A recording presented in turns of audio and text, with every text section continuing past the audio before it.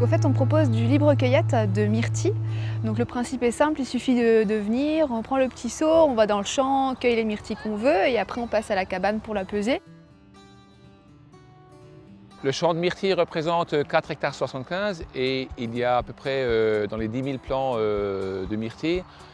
Et la variété principale est la Blue Crop, qui est une variété assez résistante, gustativement très bonne. Par rapport au prix, c'est vrai que ça peut être intéressant pour les libres-cueilleurs.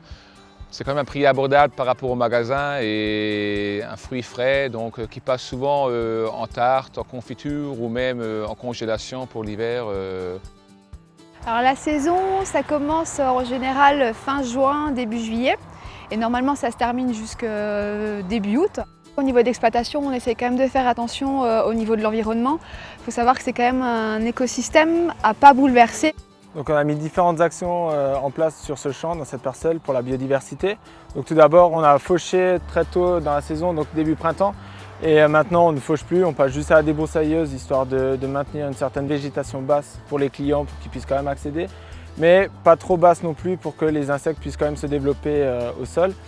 Après, on a mis en place des maisons à bourdons pour favoriser la pollinisation, la floraison au début printemps. On a également mis des piquets pour favoriser la mise en place des rapaces pour chasser les campagnols.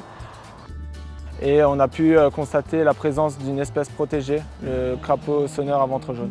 C'est important d'être vigilant sur la biodiversité, ça nous permet d'avoir une meilleure qualité du fruit.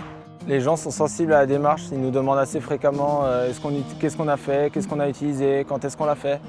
Et du coup, quand on leur dit qu'on essaye vraiment de ne pas utiliser de produits, qu'on utilise la nature telle qu'elle doit être, ils sont assez sensibles, ils ont l'impression que le produit vient de chez eux.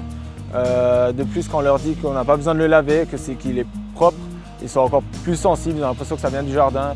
Alors la libre cueillette, c'est vrai que c'est quand même un concept assez intéressant. On peut venir, on est dans la parcelle, on voit le producteur, on découvre la myrtille. C'est vrai qu'au supermarché, on ne sait pas forcément comment c'est cultivé, comment ça se passe. Et c'est vrai que le fait de venir au champ et de venir aux libre cueillettes, ça permet de voir justement ce monstre qui se cache derrière le fruit. Ce qu'on propose, justement, ce sont les barquettes de 500 grammes. Après, c'est vrai que une partie de la production est aussi écoulée à travers des grossistes qui après revendent en grande surface. Donc on peut aussi trouver nos produits en grande surface. Mais un bon tiers passe en libre cueillette, donc les gens peuvent venir déguster la myrtille qu'ils vont cueillir.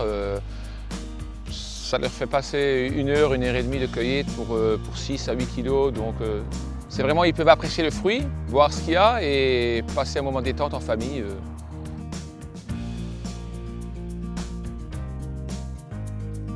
Délicieux.